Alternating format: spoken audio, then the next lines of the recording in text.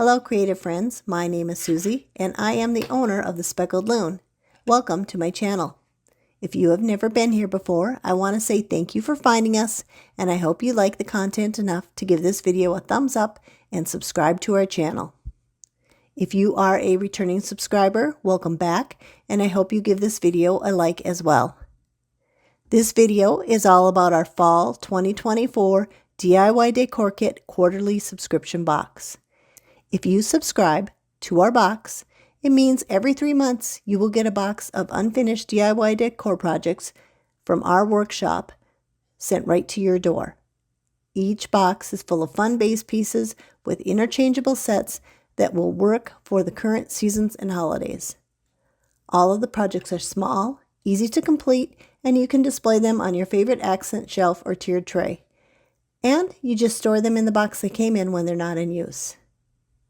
The instructions for this video, like I said before, are for the Fall 2024 installment of our quarterly subscription box.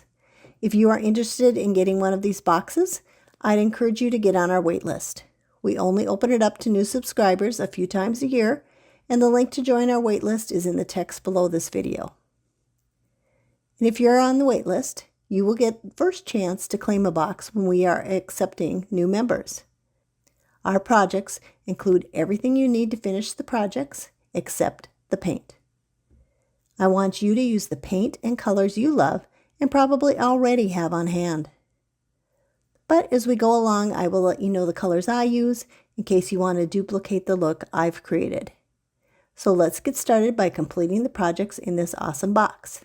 It's time to let your creativity flow.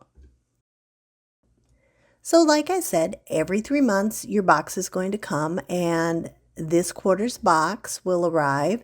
It will have some labeling and stickers on it.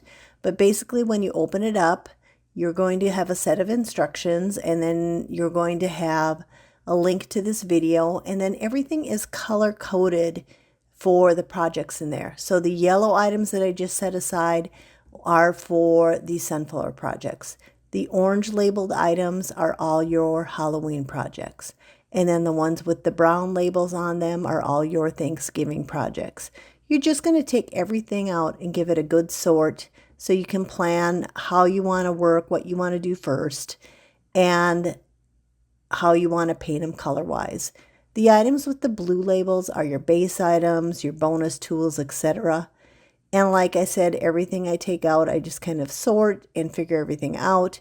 And then once I figure the order I want to paint everything in, I just tuck everything else away in the box to make it easier to keep things organized and get the projects done easily. So we've got some things that we've included in your kit, and there's some things you're going to need to provide. So let's talk about that. First of all, there's a packet in there, and you're going to have some of these great flat end swabs. They've got a point on one end and a flat end on the other. They're great for applying little bits of paint, general cleanup, that type of thing. Most of your pieces can be painted with these little wedges, these foam wedges we include. They're great for applying paint on your small items. I give you super glue. It's plenty to complete everything in the kit, but if you feel the need to get some, you can get this gel super glue at any Dollar Tree or hardware store. You get some toothpicks for general cleanup and scoring out your lines, and there's also a straight pin in there in your foam wedges to do the same thing. You are getting some video and printed instructions. The printed are just kind of a general reference guide for your inventory, and the video is your step-by-step instructions. You're going to need to provide a few things as well. The main thing is the paint. I don't give you paint. I want you to use the paint and projects that you like best. And acrylic paint works fine. I use chalk paint, and for the most, I use the Waverly chalk paint from Walmart. Same thing with brushes. You've got your foam wedges that will do 90% of what you need, but if you've got brushes you love, especially little fine ones for details, that type of thing, use what you want. Also for your small pieces, paint markers are your friend. I'll be reviewing these Sharpie Creative markers. They're brand new, and then I use Arteza ones too.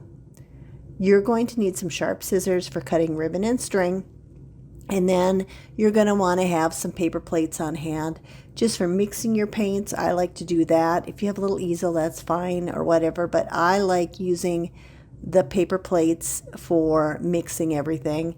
And then I like to secure things down with painter's tape, and I like to use painter's tape for masking pieces off as well. And for general cleanup, I love baby wipes or makeup wipes, wet paper towels, Clorox wipes, anything to kind of clean up that excess paint off the edges, keep my hands clean, etc. In your box, I have included some bonus done for you decor. Everyone is going to get 3 little pumpkins. They might be different than the colors shown here, but you're going to get those to accent your decor. In addition to those pumpkins, the other done for you thing is all the sunflowers are painted yellow with the base coat, and I'm going to show you how to shade them to get dimension. And then we've got these little pre-patterned tags and banners that are included for each theme. They just give that extra little punch to your fall decor. In every kit, I try to include a bonus crafting tool. The one in this kit is super special and fun to use. It is a 12-pack of watercolor pencils and a blending brush. This is what the pack looks like. You just give it a quick open and you're going to see the colors inside, and we will be using these especially for the sunflower projects and the pumpkins and that type of thing. We really can do some cool blending and shading with these, and you just sharpen them with a pencil sharpener when needed. But I look forward to showing you how to use this tool, and then you can use it in future kits as well. So before I get going on my individual things, I like to get all the base pieces made first and kind of figure out my color scheme, etc. So there's 4 base pieces. There's the globe, the little stand for it, the easel, the banner, and then actually that cutting board. So 5 base pieces. First, we're going to do the interchangeable globe base, and this works as such. Each theme has that little half circle kind of, an insert that goes in there, and a little label at the bottom. And this globe base is going to hold those items. So you've got them labeled. So this is going to have a number 1 on it. That's your base. And this is the order we're going to glue them together. This has got a 2 on it, and this is your first overlay. And then this has got a 3 on it. That's your second overlay. And these little items here have got a 3 on it too, that little piece. The base and these 2 strips do not have a number on them because they're going to be your topmost pieces. So first what I'm going to do is I'm taking my Waverly White chalk paint, and I'm going to get a little bit on a sponge.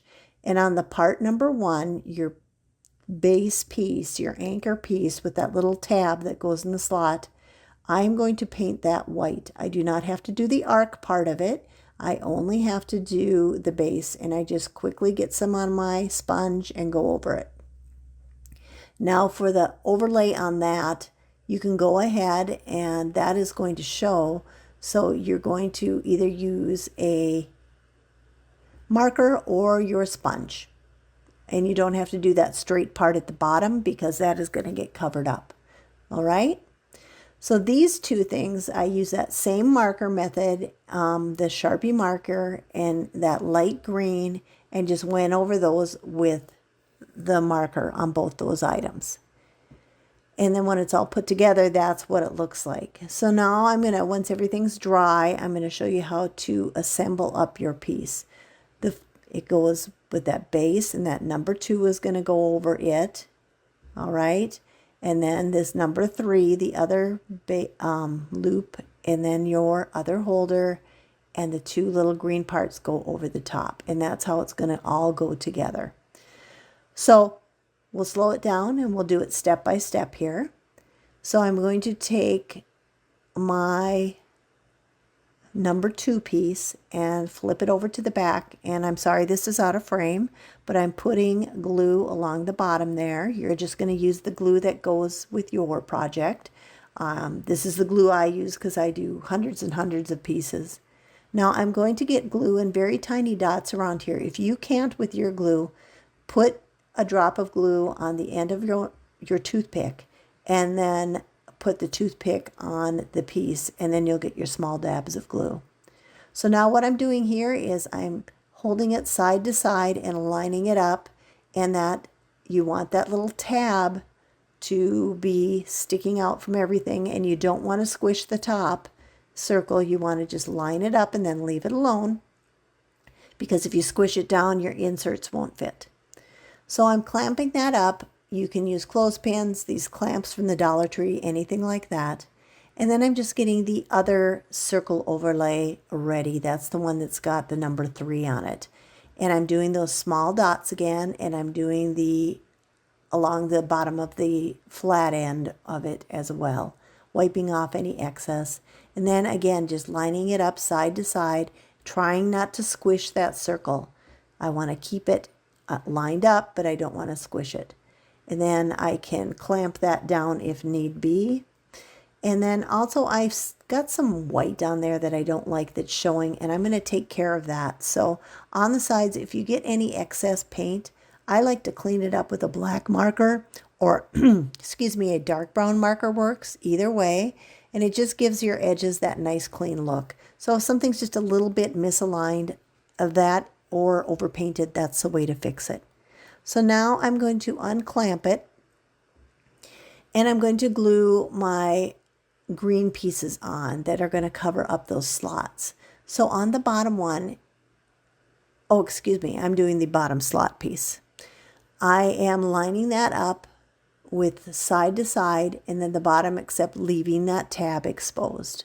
Again, that tab is what goes into the slot of the base piece down there. And so you always want to leave that so it's sticking out. So once I have that last number 3 piece on there, then I'm going to go ahead and I'm putting glue on either side of that slot. I don't want to get any in the slot. And I'm lining up the top, I guess, overlay or brace piece. And then I'm going to repeat that on the bottom. So again, glue on one side, glue on the other, and I'm avoiding the middle so I don't get any glue into that notch, so our pieces won't stick in there. And I'm lining that up side to side. Now once that is lined up and on there, your piece is all put together. And again, that slot should be exposed, so it goes right in there, that tab and slot. And then it just sits nicely like that. And then each theme will have that kind of semicircle insert, and then they have a little part with a tab that goes in on top of that semicircle, and then the little tag on the bottom. So as cute as that little globe is, I wanted to give it a little more presence, so we're going to make a riser for it, so it has something to give it a little lift and just be a little more prominent piece. So you're getting a little wood slice and then 3 legs for it, and you just want to kind of position the legs in a triangle and figure out the best position, but you want to get them nice and wide from each other so it's the sturdiest possible surface. So you're going to take, once you have your positioning down, you're going to take your glue and put a generous amount on each leg, and then press it down, and then line it up so that it's nice and straight, and get it toward the edge. Press down the second one and repeat that for the third one. And then what you're going to want to do is set something heavy on top of it, a book, a brick. I'm going to use my marker case, and that's going to get it good and pressed down. So I'm just going to take my markers and set them on top of that. Let it sit while you're working on other projects, and 10-15 minutes later it should be good. You could use wood glue too if you wanted, but this is quicker. Then you turn it over and you put your globe on top. Now what's fun about this, it looks great with this project, but you could use it on your tiered tray for any of your past or future projects that you've done as well. So we are going to get to work on the flagship part of your kit, I guess the most prominent part, and that is this little easel stand and banner holder at the top. And it's got a little kickstand on the back that kind of holds it up just like a picture frame, I guess. So this is what that piece looks like. And there's 3 little slots in there that your themed sets are going to go in. So this is how we painted it. I used the sponge and I painted that part with the 3 openings white, as well as those 2 little dots. And those are what your little banner is going to get held on by. And they go right at the top. But I used my Waverly white paint and I used my sponge just like we did on the globe, and I went over that whole front, and I did do 2 coats. With white, you usually need to do 2 coats. And I cleaned up my edges, etc. And once I have it all painted and those 2 dots, that's all you need to paint on this project. I will do a coat of antique wax on the kickstand just because that shows at the bottom, and I feel like that looks better painted or coated with something, and it doesn't necessarily need paint. But this antique wax goes on like a stain. So what I'm going to do is, and you can see how it shows there, I'm going to take my antique wax, and you just need a dot or 2 of it. I'm going to take a rag, or you could use one of your sponges, and I'm just going over both sides on it just like a stain, and then I'm just wiping off any excess. It goes on quite fast, and it's the same color as the sides, so you don't get any overage or bleedage that way. I'm just going to set that aside, and we are going to start putting together our frame over, or the overlay over the back. And you'll know that back, you want to keep that little indentation or etch part on the back, because that's going to show us where to put our kickstand. So on the back of the front piece, or the painted piece, I am doing my lines and dots of glue, and at the top you can get quite generous, and you want to get it good by the legs, and you want to get the glue all over. And then I like to kind of hold it apart and get it lined up on a flat surface before I press it together. And then once I press it together, I'm kind of going around and having it on a nice flat surface and measuring up my sides and lining them up. You have a few seconds to work with that glue, and then you can clamp it here and there while you get it lined up. So I've got doing my clamps at the top, a couple clamps at the side, and I'll just give it some good pressure down at the bottom there. And that's lined up. And if it doesn't line up perfectly, you can do that little trick with your black marker to kind of color in any misaligned parts, and it should be fine. Now we're going to go to work on the back. So that kickstand has a brace, and this is the exact shape of the brace, this little etched in part or scored in part. And you're just going to put some glue right in that scored lines of that design, and you are going to line up that brace right in those scored lines and get it on there nice and straight, and let that set. And then there's 2 little pieces that look like little eyelets. Those are our next piece. You're going to put glue right in that notch on the side. I'm doing the one on the right hand side first as we're looking at the back, and I'm getting glue right in that little notch. Then I'm going to take, and you stand it upright and press it in. And I'm just going to use this kickstand to just kind of hold it in. Once that's in, then I am going to take my kickstand and I'm going to feed one of the arms through that hole. Then I'm going to take the other and glue the other indent or notch, same way, quite a nice amount of glue. Then I'm going to set that little eyelet piece upright, hold that in with another little scrap piece of wood, and once that is done, then I am going to thread the other arm of that kickstand in there, and then that is done. And you can see where that kickstand just goes right in the top of it, right into that top notch.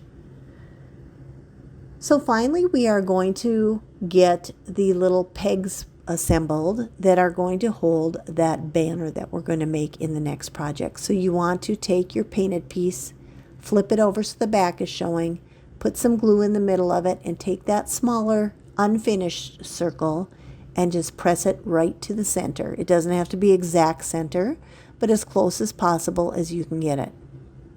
Once those are assembled, there are two circles, very faint. It's hard to see them on camera, but you will see them on your piece. There's a circle at the very top of each edge. So I'm doing the left one first. I did a little glue in that circle. Then I'm just taking it to the side and lining up that small back circle right to it. I'll take a clamp and clamp it down. And I'm just going to repeat the process here on the other side. Once you have that done, then your easel base is assembled. Give those a few minutes to set up really well.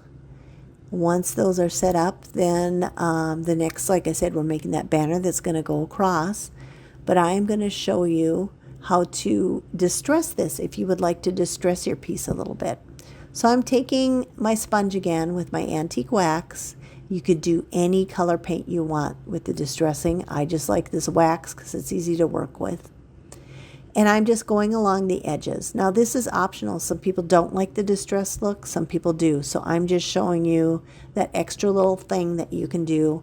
For autumn decor, I like distressing because to me it's distressed. It's been out in the dirt a little bit, you know, that type of thing.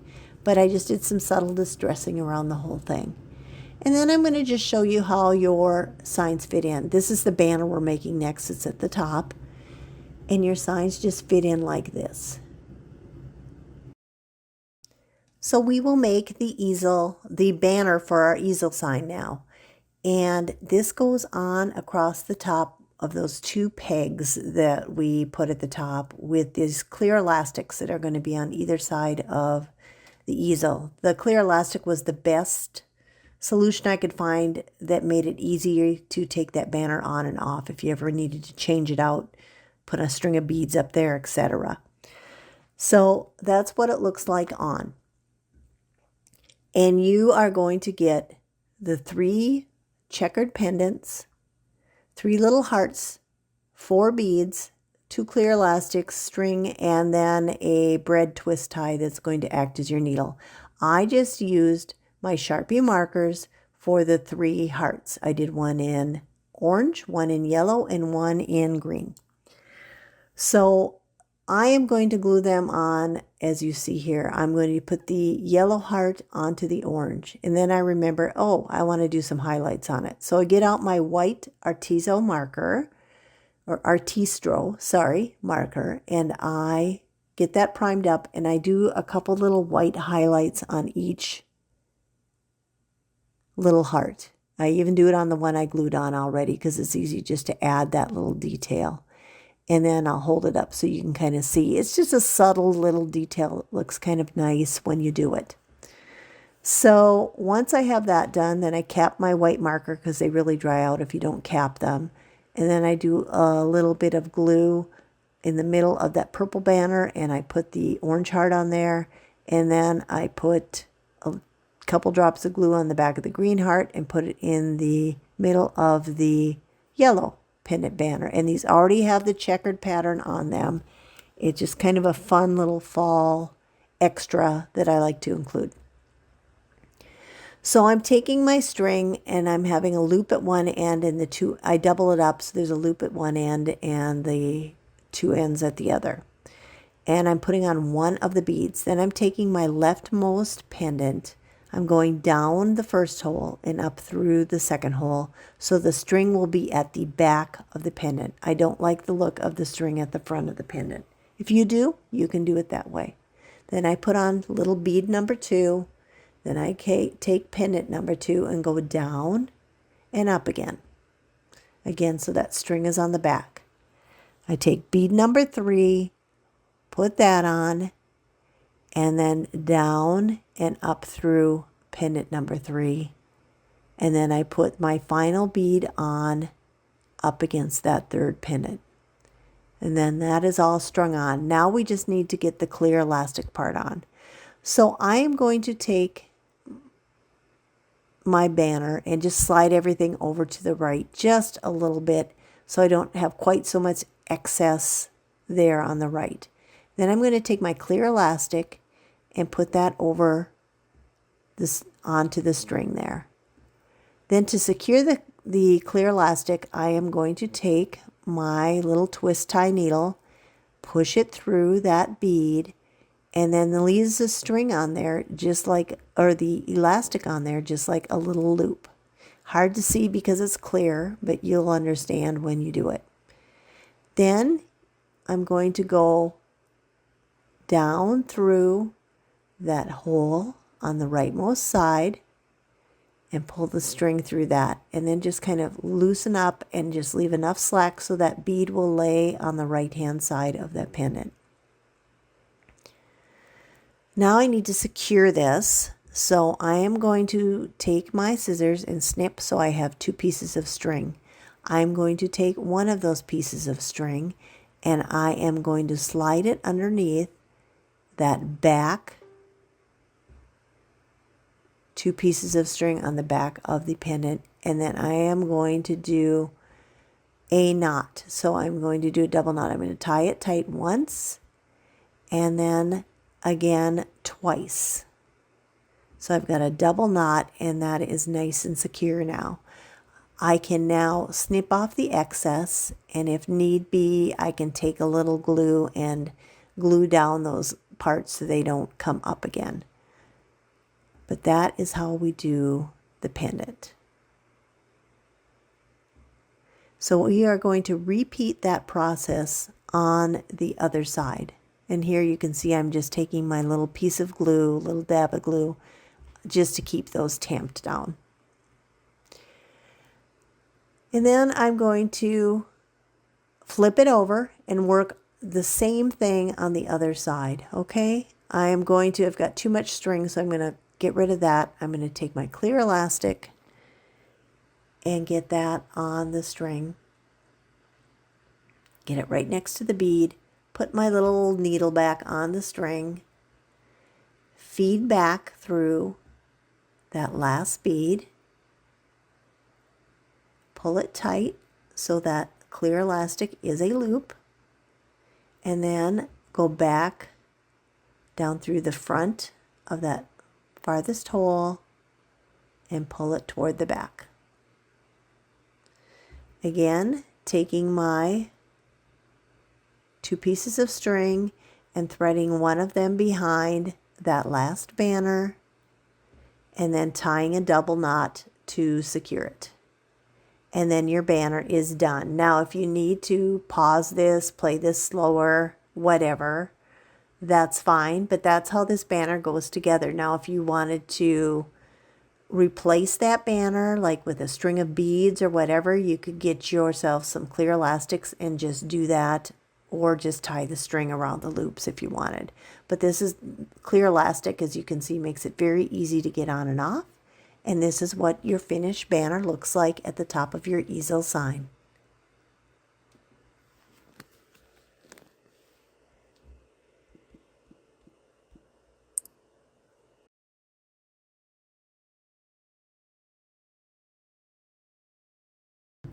Our final base piece is the interchangeable cutting board. All you have to do to put this together is assemble the slotted stand. Just like I've shown here, you put the cutting board on it and then it is ready to display the scoops. I'll show you how to attach those once we make each one, but I will show you what it looks like with the Halloween scoop on it, and then we are going to get busy making our themed kits in the next videos.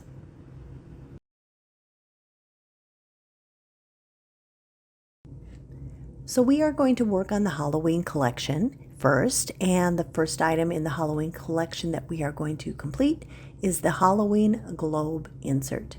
So this is how one that I've finished fits in there. You've got your semicircle. That cauldron's got a little tab on the bottom that goes in the slot, as does the word boo on the bottom. For the semicircle, I just sponged on that pumpkin orange Waverly paint, and I'm going to make some dots with that yellow marker. For the word boo, I just colored it in with the green marker and scored out the lines with a straight pen. And then for the cauldron, I painted the base of that black. And then we've got the little bubbles. Oh, and I did white accents on it too. And then the little bubbles are going to be that green marker. And I am going to use antique wax on the spider. So I'm going to show you how I did the accents on the semicircle orange base. So I painted it all Waverly orange, let it dry. I think I did probably 2 coats. I usually do 2 coats of paint. And I take my yellow marker, and what I like about these Sharpie markers is they go on over the paint really well. And I make just a bunch of teeny small dots first. Then all in a random place. And then I go in and I color in the dots, a few random ones in varying sizes. Some a large size, some a medium size, and some I just leave small. Just to give it a total random look, that bubbly look that I'm going for on this project. And then I'm going to take my white Artistro marker. This is the fine point one, and I found it on Amazon. And what I like about this marker, it's one of the better white ones that I have tested. It does tend to dry up. You have to prime it and sometimes put it in some rubbing alcohol first to get it to go. But it is a pretty consistent, nice white. I'm going to do the same thing with that cauldron. I'm going to do some white accents. I'm just making a tape loop on a paper plate just to kind of give me an extra pair of hands there and hold that down while I do those accents on there. And I'm just going on either side. Then I'm going to go underneath where the rim would be and do a little line there, and on the bottom as well. And that just gives that cauldron a little more definition. I'm going to go into and with my emery board and scuff it up a little bit. It just softens that white, softens the black too, blends things in a little bit better. It's going to be like an old age cauldron. I don't want it bright shiny black. And then that's going to be ready for us to work on the bubbles and then eventually glue the spider on the front. So for the bubbles, same thing. I did those with that green Sharpie marker, Sharpie Creative Marker it's called. And I'm going in now with the white Artistro fine tip and doing a highlight on a few of the bubbles, just to give them a little more definition too. This highlighting is optional. I like to do it. It just gives my pieces a little bit more of a punch, a realistic look, or a dimensional look, if you will. And eventually then we're going to just glue those bubbles right on the top. So you're going to take out your glue and just do a couple of drops in those circles here and there. You don't have to hit every one. And they do line up with the top of the cauldron. And you just give it a good press or clamp it down with one of your clamps or a clothespin, and it's ready to roll. So next we've got the boo, and again, like I did say, I colored that in with the green Sharpie marker and scored out the word boo if any paint got in there with my straight pin. And then I'm just going around with the white and doing a highlight kind of around the border, if you will, on that. So finally, I'm going to just scuff up. I did antique wax on that spider, and I'm just scuffing him up to give him a little more lighter definition so he'll show up against the cauldron. And I do a white highlight on the body part of the spider and do just a dab of glue on the body and press and hold that in. And that's all you need to do. You don't need to worry about the legs or anything. So let's see how it looks together. There's our semicircle base. That tab on the cauldron goes right into that slot. The tab on the word boo goes into that bottom slot. And that you put it on your stand and the riser base, and your Halloween globe is complete.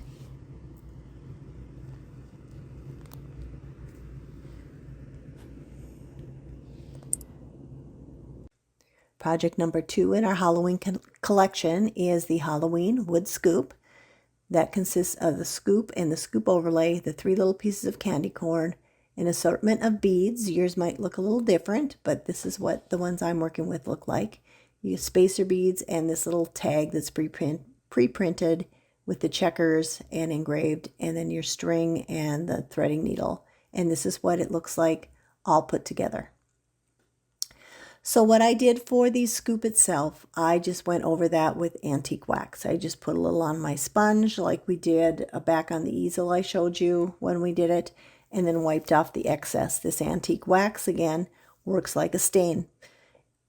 If you want to paint them, fine. If you want to turn your paint into a stain, you just mix a little water with your paint and then wipe it on and wipe it off, and then that makes your paint look like a stain. For the candy corn, I did them all over white the whole time and then scraped out those lines with my little straight pen, and then I colored in with yellow and orange Sharpie markers, and then with my fine tip Artistro marker, I made some accents on the candy corn. So I'm going to show you the candy corn process of painting that. I'm going to get there's where I use that white marker and I went over everything first. It just makes the colors pop a little better if you do the white first. And there I'm showing you how I scraped out if I got any white in those lines. I just scraped it out with that straight pin that came in your kit.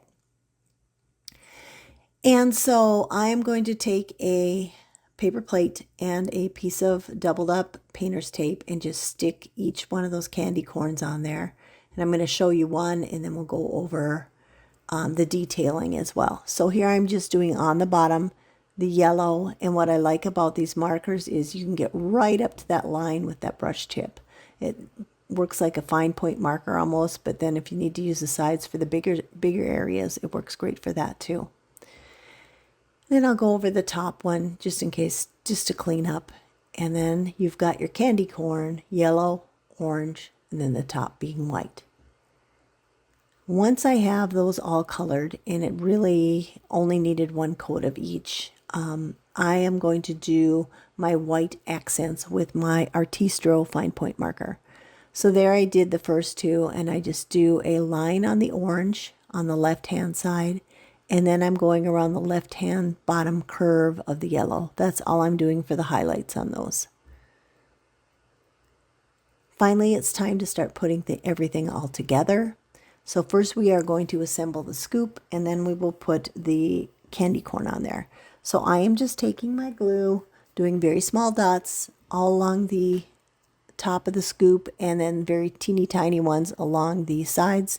Again, for teeny tiny little pieces of glue, you can always put glue on a toothpick and then apply it to your piece with the toothpick to get smaller dots.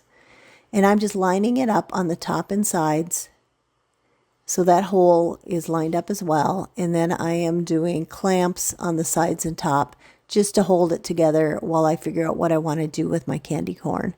And I know I want to do it kind of zigzaggy or kittywampus, random, however you want to call it, so they'll all fit inside the scoop.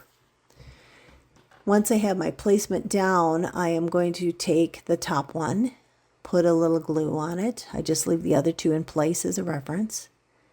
And just give it a good press. And if I have a spare clamp or a clothespin, I'll just hold it down that way. And I'm doing the middle one, same thing. And I've got that pointing in the opposite direction and angle. And then finally the bottom piece of the candy corn. Then those are all on there. So now what you want to be doing while that dries is you want to get your string and beads ready for the next project, and you're going to want to get your little twist tie ready as well. And if you need to trim it down some, you can on either side of that wire. But I'm just looping, making a loop, going up through the bottom of the spoon, and then going up through the bottom of that tag. So the tag hangs right on the tall skinny part of the spoon. And then you just pull that tight, and when you loop the string through like that, you do not need to do a knot or anything. It's going to hold. I am going to put my needle back on. I'm going to cut off a little bit of that extra string. I always give you way too much, but better to have more than you need than not enough, right? So I'm cutting that off. Then I'm going to take the smallest of my spacer beads, and I am going to put that on. And again, if your needle is too thick, you can trim the paper on either side of the little wire that's there. But I'm just bringing it up close to my eyes so I can see what I'm doing because, again, bad eyes. So I'm taking that first bead all the way down to the top of the spoon, end of my string. Then I'm taking one of my accent beads, doesn't matter which one. Putting that on, putting another spacer bead on, another accent bead, and another spacer. And then I'm leaving that fourth spacer bead for the next step. So that's what it's going to look like. Spoon, spacer, accent bead, spacer, accent bead, like that. So then you're going to go ahead and thread that through the top hole of your cutting board. Then you're going to take your final spacer bead and put that on your string, and that will be on the back side of your cutting board. And that's going to act as a stopper. Then just separate your two pieces of string and tie a simple shoelace bow. And that is going to hold that in place. And then when it comes time to switch it out for the next spoon, you just pull that shoelace bow apart, take off that last spacer bead, put everything back in your box, and it's ready for the next scoop to be displayed on it. But this is what it looks like with the Halloween scoop on it. I'm just cutting off extra string there, need be. And then you take your little base that we have provided and put it on the base, and this is ready to go with the rest of your Halloween collection.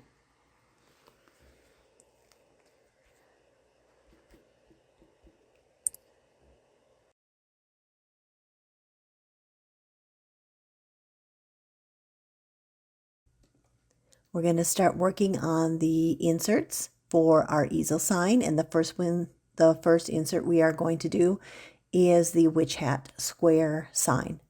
So this has got just 3 parts. The base I painted purple with a purple marker. I didn't have any purple chalk paint, so I just did a marker all over it.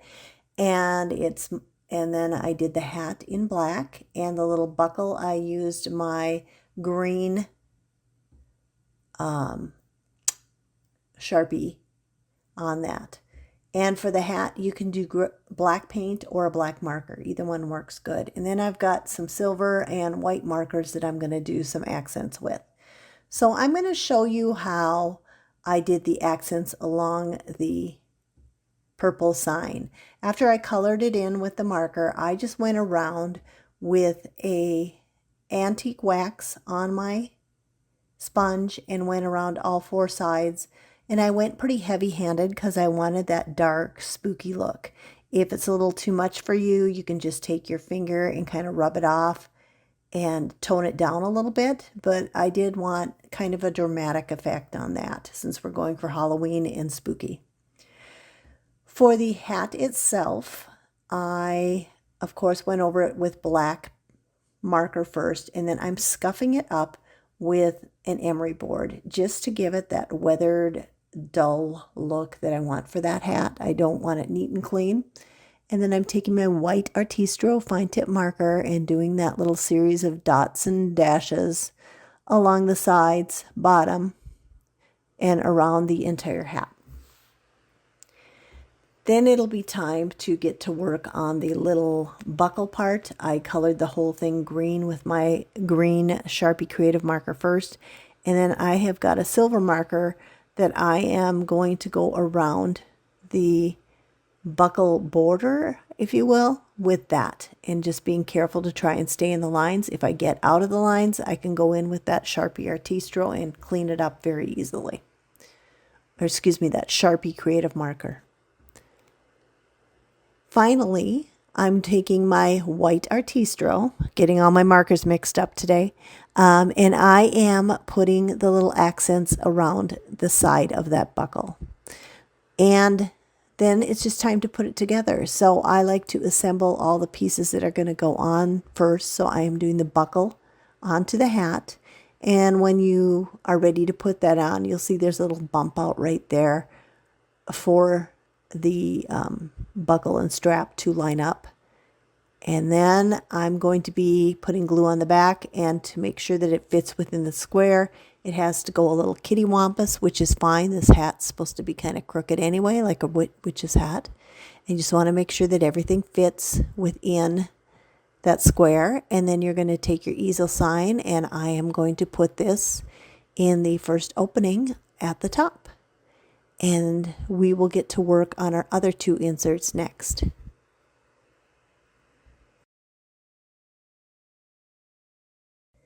The next square insert for our Halloween collection is the cat and pumpkin square insert. And that's what it looks like all finished. It consists of this little cat, and the eyes are taped in so you don't lose them. The background square that I did in the same purple as the previous. And then we're going to do the same thing with the antique wax. The cat I am painting with a black marker. And then his eyes I did with a yellow Sharpie marker, and you get a nice bright yellow. And then the pumpkin I did with the orange Sharpie marker, and then we are going to do some accents on the pumpkin with the colored pencil and the white as well. So like I said, that purple square I did in a marker because I didn't have purple chalk paint, and I just went around the edges with the antique wax, just like we did with the witch hat. I went heavy-handed. I wanted to make it spooky looking. On the white, after I painted it with the black marker, it was a little too dark, so I went on and made a few little white marks with my Artistro. For the pumpkin, I am taking one of my colored pencils from the bonus tools, and it's kind of a dark brownish maroon, and I'm going on the sides, taking a small amount of water on a Q-tip. You can also use that blending brush that I gave you, and I am going to rub that along and shade in that side there on either side of the pumpkin, giving it kind of some dimension with that reddish dark maroon color. And then I'm going to take my white Artistro marker and make a few accents on the pumpkin with that as well, on the sides and a couple here and there in the middle. Next, when we put the pumpkin on the side, I want the area behind the pumpkin to have black where the eyes, nose, and mouth go.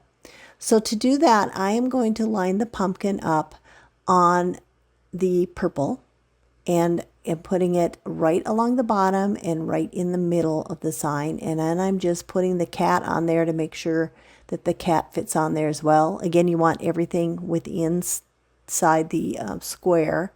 So I am making a little mark with my black marker at the very top, and then on the edges where the eyes are and the mouth. And then I am going to just color that in with black. I don't have to be very careful. I just want to make sure I keep within the border of the pumpkin. So I am just putting my pumpkin on there and lining it up and making sure that I've got black behind the eyes, nose, and mouth. Then it's time to just start putting it together. So I am putting glue on the back of my pumpkin, and then I am going to take and line that up with the bottom and middle of that square. And then I am going to put glue on the back of my cat. Same thing, he's going to rest right in the middle on the top of that pumpkin, and just make sure that all of his pieces and parts stay within that square. And then I'm just doing a small dot of glue in each eye socket, and you'll see how those yellow eyes really make him pop. He'd be pretty flat and black without them. And this one is done and ready to put in your easel, and it's comparing with the one that I made earlier. And then we will go on and finish making the last sign for our easel.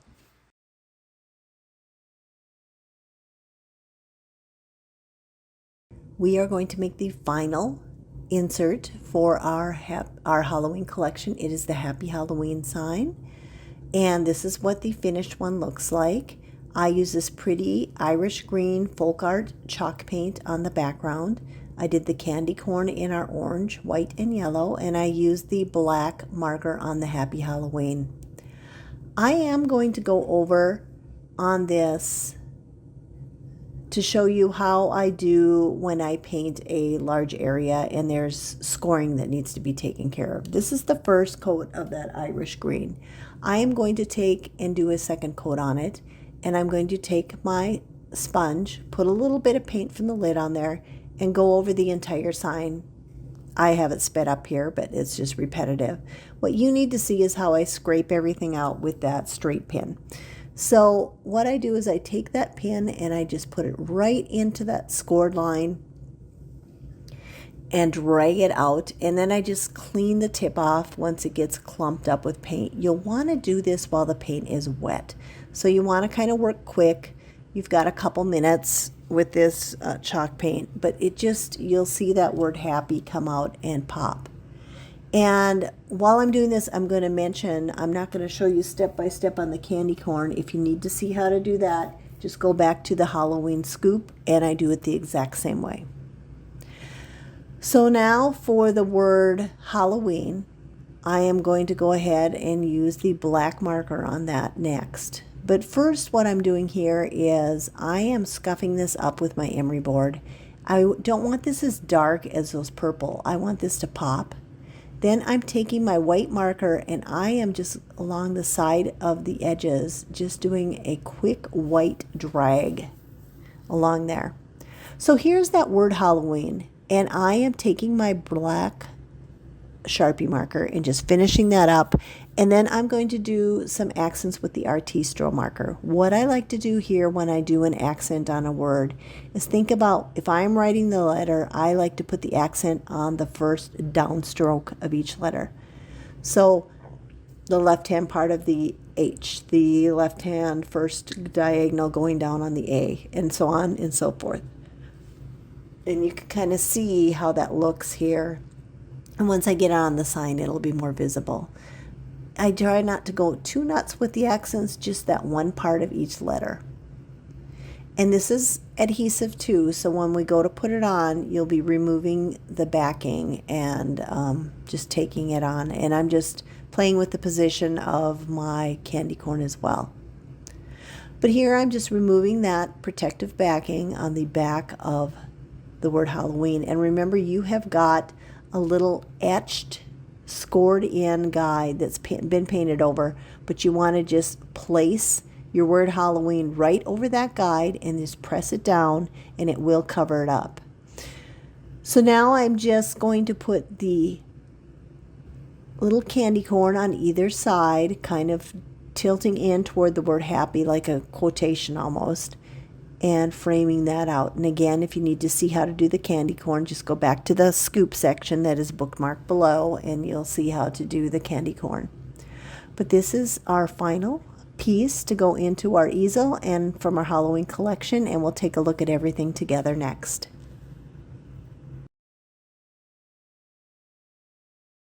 So our Halloween collection is complete, and here is a quick look at all the pieces that we have just done on their base items. We have the globe, of course, and then we put that on the riser base, the little scoop on the cutting board, and you've got your easel with the 3 signs, and then paired with our bonus pumpkin decor. So on to the next collection. It's time to get to work on the sunflower collection. I'm so excited. I love sunflowers. I grew up on a farm where we grew them, and we are going to start off with our sunflower globe insert. This is what it looks like all done.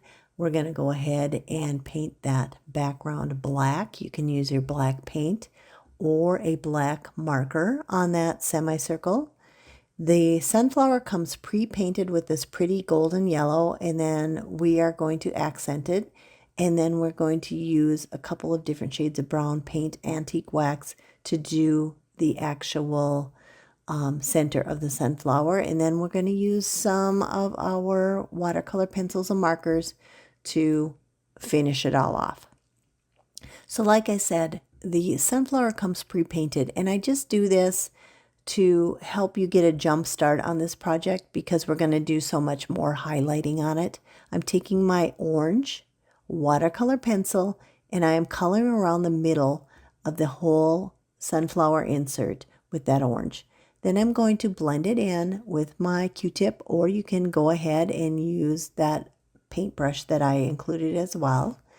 But the blending to get an ombre look works just fine with this Q-tip.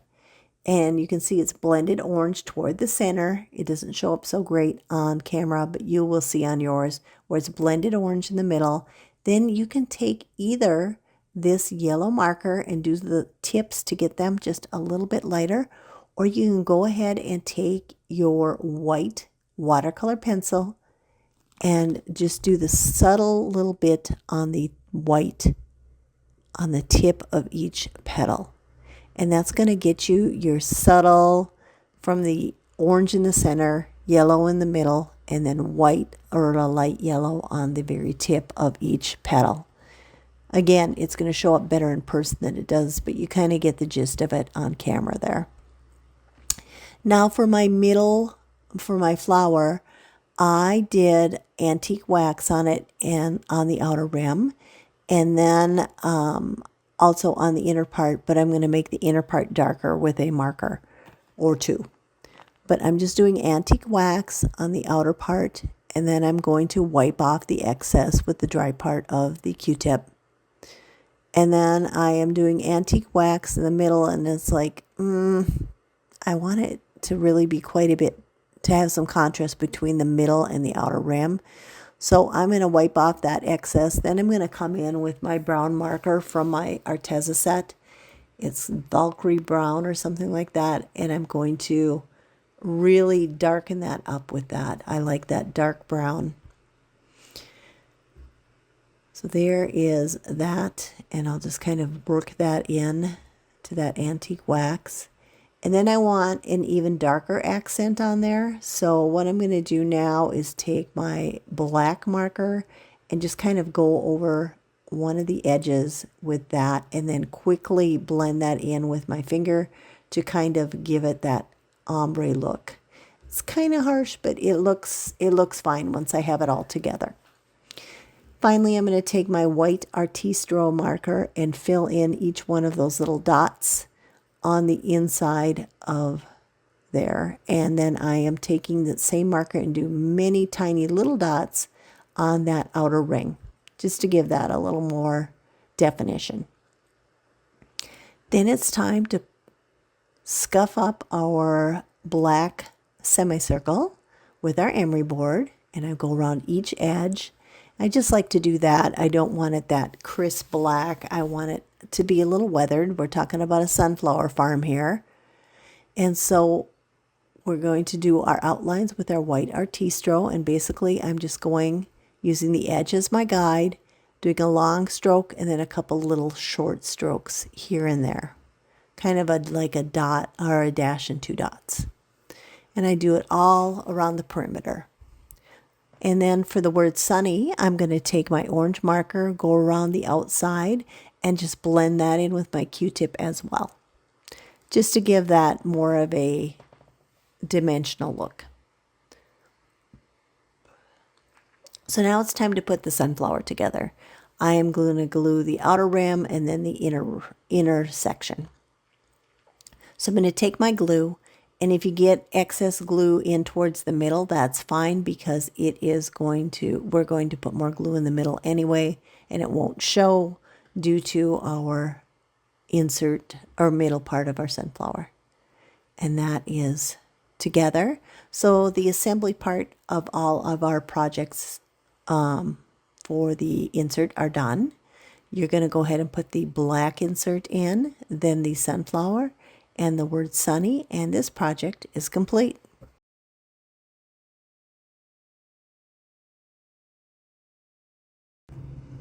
Project number 2 in our sunflower collection is the sunflower wood scoop. So this is what it looks like all done. It consists of these 6 sunflower kernels, your front and back that I do in antique wax, and your bead kit. And just so you know, the kernels I just leave unfinished. And you've got your pre-printed little tag there. You've got your accent beads. You're going to have your 4 little spacer beads, your string, and your bread tie too. And you can use that one from the previous project or just use the one provided. I throw one in each little kit for you. So I am giving these a little scuffed up look. I have done the antique wax on them already, just like the first Halloween wood scoop that we did. So if you need to review that, just go back to that project. I'm gluing these together in the exact same way that we did on that Halloween scoop, lining up the top and the sides. Can clamp them down if I need, or just give them a good press. That is together. Now I'm going to put the kernels. Like I said, I just leave those unfinished, and there's 6 of them. You don't have to use all of them, but I'm putting those inside the actual scoop, just kind of randomly, like if you were to scoop up some seeds. So there we go with those, and you should have 6 total, and just one little drop on each one is more than enough, and give it a good press for a couple seconds, and then they are in there. So that part is done, super quick to do. And then we're going to go to work on getting our little tag on the scoop. So again, we're going to make that loop at the end of our string, get our needle through there, and then thread through from behind the sunflower tag. Then I'm going to remove my needle and thread the 2 strings through the loop and pull. And that gives you your nice secure string without having to tie a knot. Now we'll get to work on stringing up our beads. So the sequence is a spacer bead, and then the checkered bead, another spacer bead, the sunflower bead, and spacer bead number 3. And just like our other project, we're going to get out our cutting board, and we are going to thread the string right through there, laying our scoop flat against the cutting board, going toward the back now, getting that last spacer bead, cutting off our excess string, and just making a little shoelace bow to secure that in. And that's all there is to this project. You'll get out your little stand, and this is ready to go with the rest of your sunflower decor. It is time to do the You Pick square insert for our sunflower collection. And this is what it looks like finished. I used antique wax and some white accents on the letters. You've got your pre-painted sunflower. We're going to highlight that using that orange watercolor pencil and a marker. And then we have got our background that I did in that same pretty Irish green chalk paint from Folk Art, and then we're going to do some accents on that in white. I want to give it more of a faded look instead of the distressed worn look. So to do that, you paint your base color with your sponge. Then you can either do some sanding, or what I'm doing here is I'm taking a dry brush and getting a little bit of wet paint on it and going down about on the top third of that sign. If it's a little too harsh, then I just take some sandpaper or emery board and just kind of fade that out. Then I'm going around all sides, doing some heavy highlighting on the corners, just because I want to give it more of that faded look, and then toning it down with that emery board. Once that is done, we're going to get to work on our antique wax parts. So I'm taking a Q-tip, I'm doing that outer ring of the sunflower, and I am doing the words You Pick. The U and P and I are together, C, K are separate, and those having that adhesive backing, just FYI. Then I wipe off the excess antique wax and take a brown, that dark brown marker to do the center, because I want that fairly dark compared to the outer ring. Once I have that done, then I am taking my white Artistro marker and coloring in those small little indents or circles on the inside of the center, and then on the outer ring, I'm doing those super small little dots like we did before. I also do a downstroke on each letter like we did on the word Halloween earlier. And then those are done. So now we're going to get to work on the sunflower. This is going to come together just like our other sunflower did on the insert. I'm taking my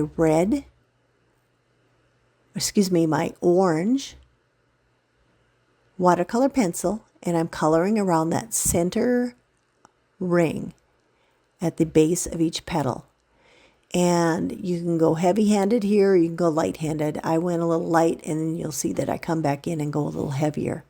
But then I take my water and a Q-tip, and I blend that in and see how I like it. And the beauty of this is if you don't like it, you can just add a bunch of water and kind of get rid of it.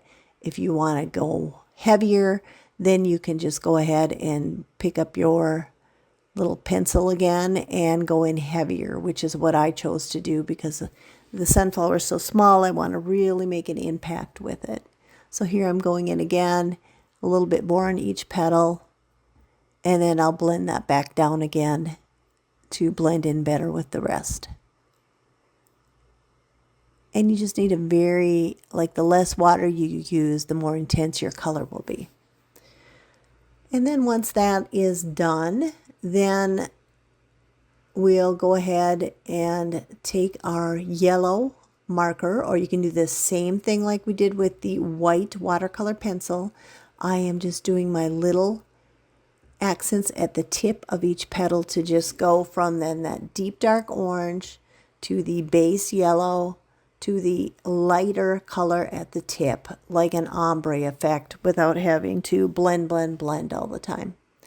Now, if you need to knock that down, you can kind of wipe with your finger right away or go back over it with a darker marker if you need, but I like the little lighter tip on each petal. It just gives it more dimension and looks more realistic to me. So on the next part, I lost my animation, or I lost the footage of when I put everything together. So I've got this animation here for you.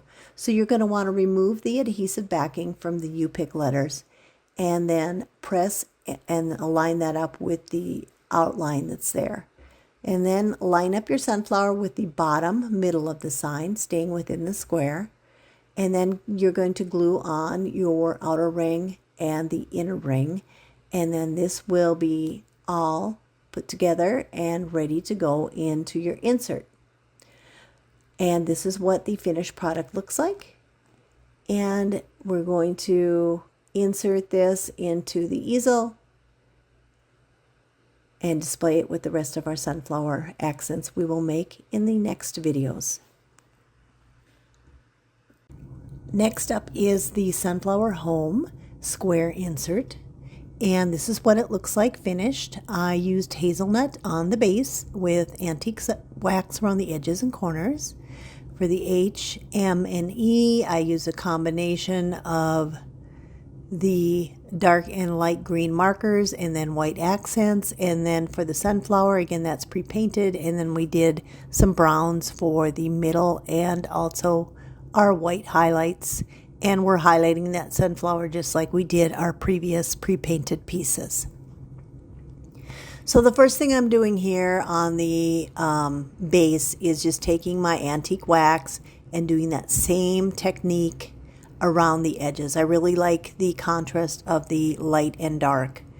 I'm doing a dark green marker on all my three letters, the H, M, and E. That's what they look like once I do that dark green marker. It's the Arteza Forest Green, I believe.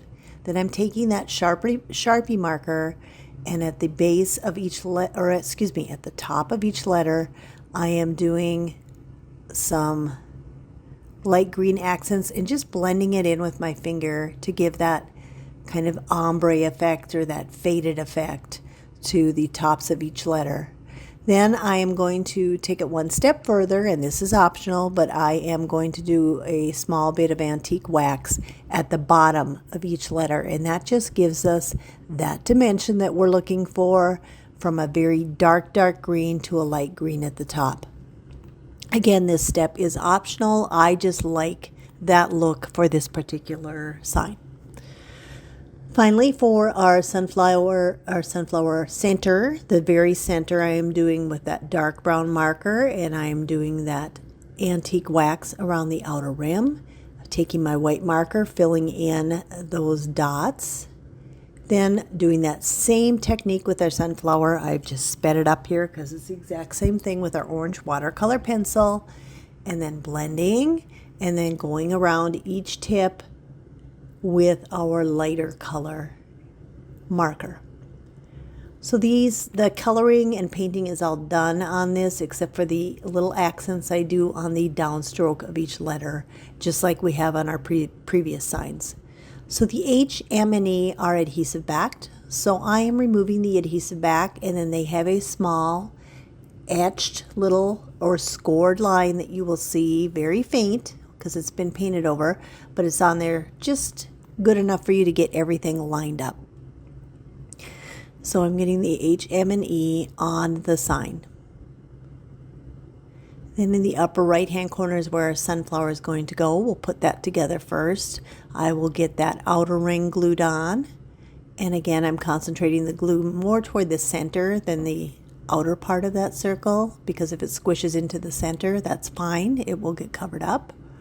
And then I'm putting the middle in, and then I will apply, just kind of see how I want it on there, apply a little glue on the back, press that in, and our sunflower home sign is done and ready to be inserted into the easel next to the U-pick sign that we just made. Now it's time for the rectangle sign to be made. Next up is the Farm Fresh Sunflowers rectangle insert. It's the final sunflower project, and that's what it looks like finished. I did antique wax on the base, and I did that dark green to light green ombre look on the Farm Fresh, and then an orange to yellow ombre on the sunflowers. So for the Farm Fresh, what I'm doing here is I'm taking that forest green Arteza marker and doing all the letters in the dark green first. Let that dry, and then I'm taking that light green Sharpie marker and just doing a little bit at the top of each letter and blending it down with the tip of my finger. And then you're getting that nice ombre look that we had on the previous one. I do not do the antique wax at the bottom though. Then I'm going to do the sunflowers. So I'm doing the S first and just kind of coloring everything in with yellow first. And just so you know, and I do 2 coats of it. Then I go along the bottom of each letter with the orange. And just so you know, I have got the U and the N flipped upside down here. I will fix that later, and you'll see my mistake here in a little bit. But now I'm just taking my base that I have done the antique wax in, and I'm looking at the etched in placement for my letters, and I'm going to do the top ones first. So I take the word farm and remove that adhesive backing from it and get that placed where there is the scored or edged mark for that. Same thing with the word fresh. These are both, each one is all attached. Then I'm going to do the S for sunflowers, and then after that I realize when I've got the adhesive backing off the U and the N that I had them upside down, and I'll show you how I fix that. So there I've got the S on, and then I peel off the backing for U and N, and I realize, oops, it's not lining up, and I realize I have it upside down. So what I do, instead of pressing it down, is I take it off and color over the whole thing with the yellow, and then do the orange at the bottom and fix it and then adhere it. Then I'm going to do the same thing with flowers. I'm going to remove that adhesive backing and get that pressed down. So then I have the Farm Fresh sunflowers all completed, and that is our final project for our sunflower. I'll put that in the easel and we will take a look at the whole collection.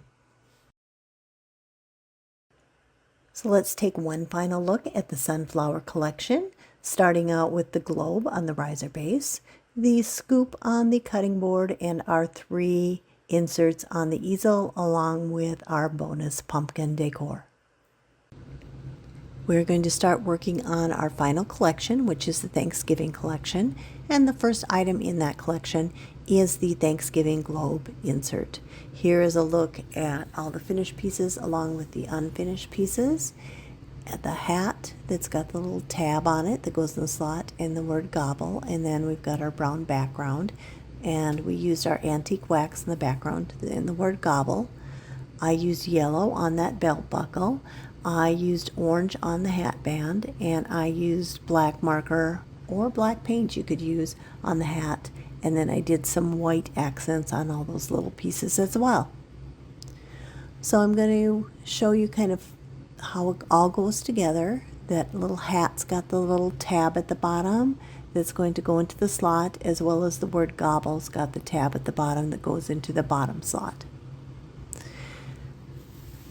I'm going to take my yellow marker and do a quick paint up of the belt buckle. When I put the belt buckle on, the little, I guess, hinge or poker part of the of the buckle, I'm not sure what it's called, is going to go, it'll be on the right hand side and it points left, if that makes sense. I'm scuffing up the antique wax on the background just to give it that more weathered appearance. Then I'm going to take my white marker, I'm going to do a small border around the word gobble, and I'm going to do white accents all around that semicircle background. I'm just doing that same technique where I'll do a long line, a couple of dots, a long line, etc. Once that's done, I just set it aside to dry, and then I'm doing white accents on that orange hat band. And I'm scuffing up the hat to give it that weathered look again, and I will take my white fine-tipped Artistro marker and do accents around the bottom, sides, and top. Now it's just a matter of putting everything together. So the first thing I'm going to do is get glue on the back of that hat band. Once I have that ready to go on, there is a little bump out area that you will see on the hat for it to line up. You want it to look like a smile, basically, for the curve, if that helps. And then I'm getting there's a little bump out also for the belt buckle or the hat buckle on the band. And then you've got your word gobble. So this is ready to put together. I'm doing the brown background first, then that gets locked into place with the hat, and the tab goes down into that slot, and then the word gobble, the tab at the bottom of that gets locked into that slot as well, and this is ready to display with the rest of your Thanksgiving collection.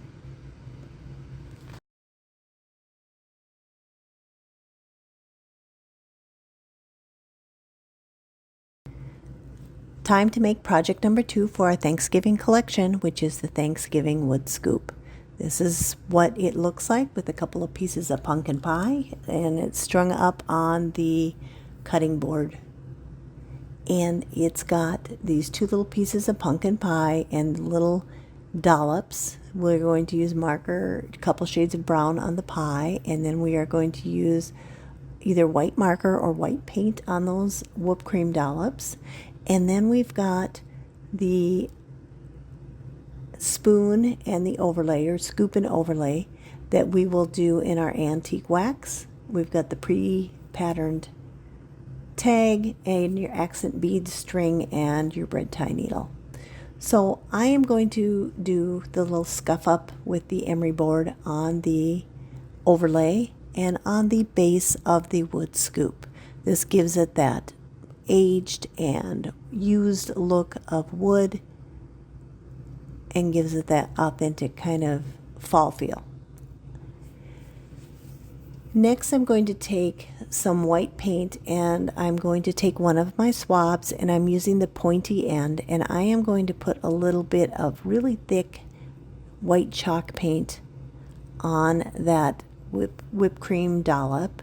And I'm doing that to both of them, and I'm going to let that dry real well, and that gives that more of a whipped cream illusion.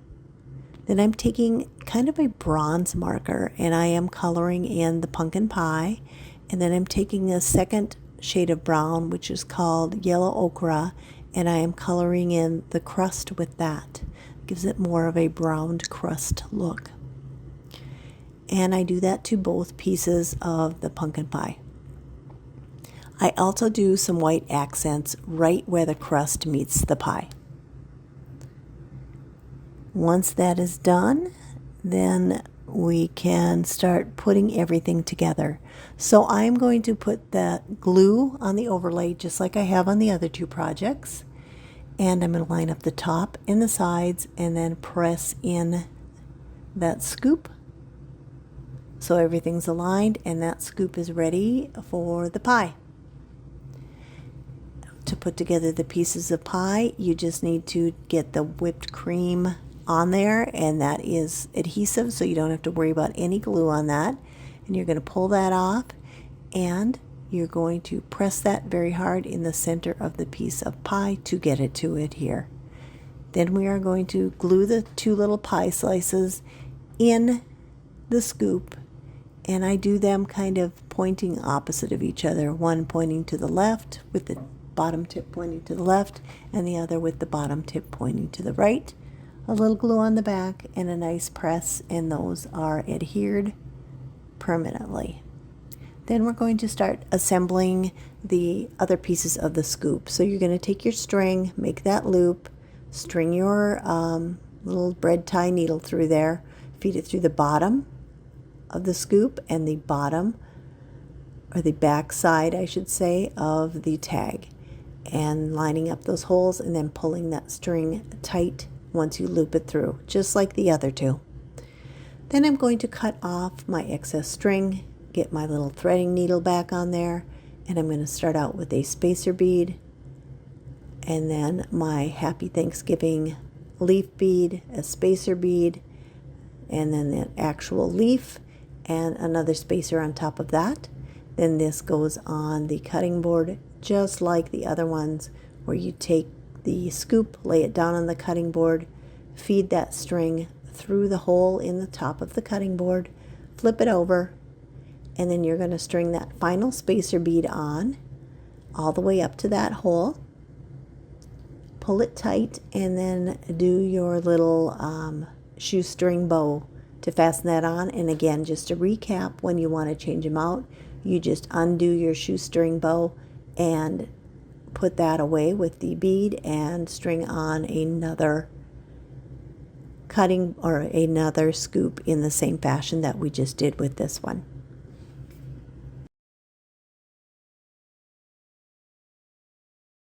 We will now start doing the pumpkin and heart square insert for the Thanksgiving collection that will go on to the easel.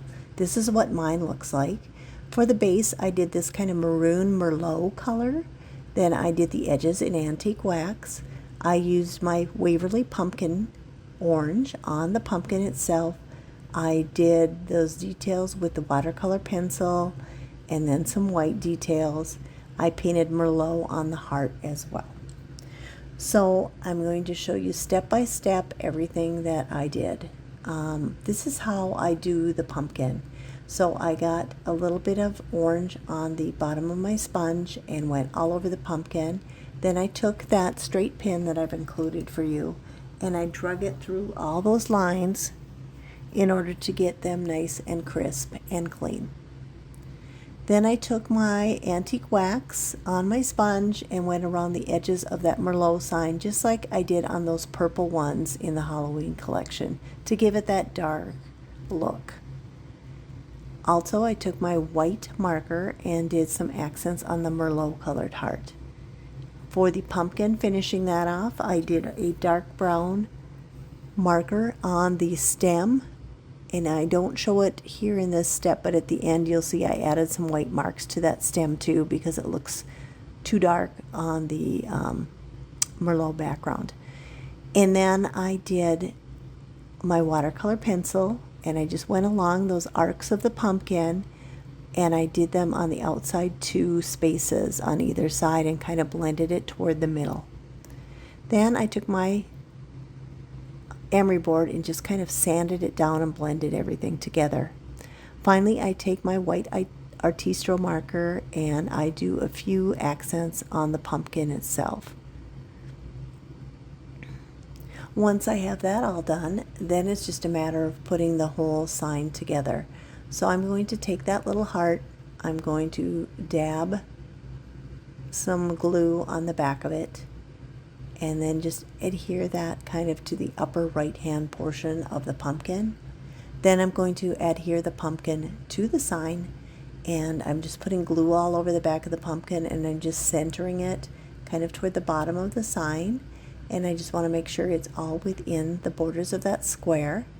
And then you will see where I did add those white accents on the stem and I put it inside the easel. Now we will paint the other 2 signs and then we will be done with the Thanksgiving collection. Our next sign is the Hello Pumpkin square insert, and this consists of our background that I did in the pumpkin from Waverly, and did some accents with that colored pencil. And then the word pumpkin, I am just using my black marker and then the white one to do some accents on it. And I have already painted the background, the orange, and then the pumpkin, I'm just finishing that up with my black marker. And I'm going to do those same white accents basically on the downstroke of each letter on the left-hand side. And once I have that done, then I will set that aside, and then I'm going to do I did an ombre effect on the one that I did earlier. I'm going to accent more of the corners of your orange sign on this one instead of doing it all over. So I'm going to take that kind of maroonish brown and go all around the edges of the sign. It's that watercolor pencil in your pack. You could experiment with other colors too, of course. But I made a border. Then I'm going to take a wet flat end swab and just blend that in from the sides towards the middle, and going pretty heavy-handed in the corners to give it that shaded outline look. And it just gives a little more visual interest to this piece. Once that is done, then you can take your word pumpkin and put that on, but first we're going to knock down some of that and scuff it up a little with the emery board. So now we're ready to adhere the word pumpkin. I'm just removing that protective backing to expose the adhesive, and I'm laying that across and then pressing that down. Once that is adhered, your sign is essentially done. It's time to put it in the easel base next to the pumpkin that we just made, and we will go on to the rectangle sign next. It's time for our final project of the Thanksgiving collection and of this video. It is this So Very Thankful sign. I did a hazelnut background and edged it with that antique wax. I used a very bright orange on the word thankful, and then we do some toning down of that with our watercolor pencils, and we do some accents with our white marker. So for our background, this is again painted in hazelnut, and I'm doing that accent with the shading of the antique wax around the edges, going kind of heavy in the corners. Again, remember, if you paint this, just use that little straight pin to carve out the So Very if you get a lot of paint in the etched in part. There's also etched out for the word thankful, but that can get covered by paint because it's eventually going to be covered by the word anyways. You just need it slightly visible. So I'm just smoothing out that antique wax and wiping off any excess, and then I am painting the word thankful with kind of a bright orange. It's called vermilion. It's kind of a reddish orange, if you will. And once that is done, I am going to take the white watercolor pencil and I am going to draw and scribble along the top of each letter, and then I will get out my water and a Q-tip and blend that all together. This is what it looks like before I blend it, and then once I blend it, it just gives it a subtle ombre effect that just kind of tones down the harshness of that reddish orange and gives it more of a fall look to it. Then I will take my fine tipped white Artistro marker, and I am going to do that same accent on the downstroke of each letter that I had done on the word Halloween, on the word pumpkin, on all our other projects, kind of to give it that cohesive look. Once that is done, I remove the protective backing off the adhesive on the back of the word thankful, and then I line it up with those etched in lines, give it a good press, and this project is done and ready to be inserted into the easel base with your other two square Thanksgiving signs. Then next we will take a look at all of our Thanksgiving projects together. So here's a look at the entire Thanksgiving collection all together. Remember, we started off with the little globe, followed up by the scoops, and then we did our 3 inserts onto the easel and topped it off with our bonus pumpkin decor. Hey, again, this is Susie from the Speckled Loon. Thanks for joining us. Here's a quick look at everything that we made and decorated, and then I'll let it roll and you can see how we switch in and out the decor for the different themes. Thanks again for joining us. If you'd want one of these boxes, be sure to join our waitlist down below, and we'll see you on the next video. Bye for now.